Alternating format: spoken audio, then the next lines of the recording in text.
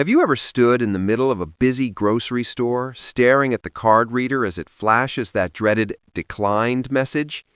You silently pray it's just a glitch, but deep down you know the truth. You awkwardly step aside to check your banking app, fully aware that the line of people behind you is staring holes into the back of your head. That was me exactly 4 years ago. I was trying to buy a $14 pack of laundry detergent, and I couldn't cover it. I was working 40 hours a week, grinding myself down, yet I was completely broke. Welcome back to Finance Deconstructed. Today, I'm going to share the exact psychological trick I used to pull myself out of that hole. Financial gurus usually tell you to save more, completely missing what rock bottom actually feels like. Back then, I was drowning in the paycheck-to-paycheck cycle. The moment my direct deposit hit, the money was already gone. Rent, utilities, and a car payment for a vehicle that barely ran. Online advice like the famous 50-30-20 rule felt like an insult. They say 50% for needs, 30% for wants, and 20% for savings. But how do you allocate 50% to needs when rent and basic groceries eat up 85% of your paycheck? Trying to save 20% felt like trying to breathe underwater. So I gave up, assuming savings accounts were only for people with high-paying jobs. The turning point wasn't a spreadsheet. It came from absolute desperation. My car broke down and the mechanic quoted me $400 for a new alternator. I didn't even have $40. Having to borrow that money from a friend completely broke me with shame. I realized I couldn't keep living one minor emergency away from a total disaster. I needed to start saving, but I knew setting up an ambitious automatic transfer of $200 would just result in overdraft fees. I needed a smaller hurdle. So I opened a separate, free savings account at a different bank. I didn't link a debit card, and I kept their app off my phone's home screen to make it slightly annoying to access. Then I made a promise. Every time I got paid, before paying bills or buying groceries, I would manually log in and transfer exactly $20 into that new account. Just $20, roughly the cost of a few coffees. It was an amount so small my brain didn't register it as a threat to my survival. Here is the absolute most critical part of this strategy. I did not automate it. Every finance blog says set it and forget it. That is fantastic advice for building wealth later, but terrible advice when you are broke and trying to build a new habit. When you automate something, it disappears from your reality.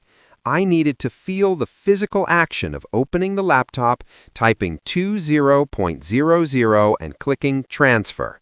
The first time, I felt nothing, but the next payday, I moved another $20. Now the balance was $40. A week later, I sold an old lamp online for $25.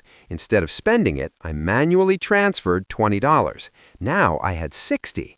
Suddenly, I was experiencing the dopamine hit of watching my money grow instead of shrink. This micro-transfer strategy works because of 4 core psychological pillars. Low commitment. Deciding to save $500 feels like a massive sacrifice where you mourn the things you can't buy. But $20? Your brain rationalizes it. You aren't changing your entire lifestyle. You're just removing the friction and anxiety of parting with a tiny fraction of your cash. Gamification and instant gratification. We're wired to love progress. By making the transfer manually, you become an active player in your own financial game. Watching the balance climb makes logging into your bank a positive experience rather than a dread. You start looking for excuses to save, skipping takeout to score points for your vault. Zero risk. When you're broke, tying up your money is terrifying. This strategy removes that fear because the cash remains liquid. If an absolute catastrophe happens, the money is right there. Knowing you can easily access it paradoxically makes you less likely to touch it. It becomes your personal armor. The identity shift. This is the most powerful part.